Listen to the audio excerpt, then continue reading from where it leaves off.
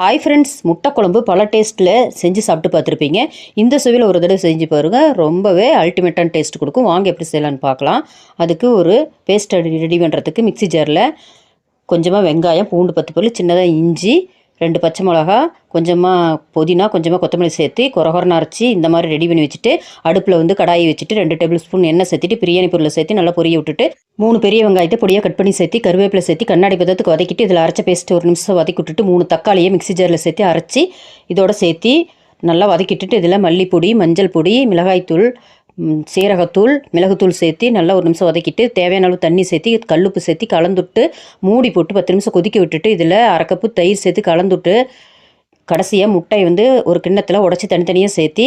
எல்லா முட்டையிலும் மிளகுத்தூள் கொஞ்சமாக சேர்த்து மூடி போட்டு 5 நிமிஷம் குக் பண்ணிவிட்டு முட்டையில் வந்து திருப்பி சேர்த்திட்டு இதில் கரம் மசாலா கொஞ்சமும்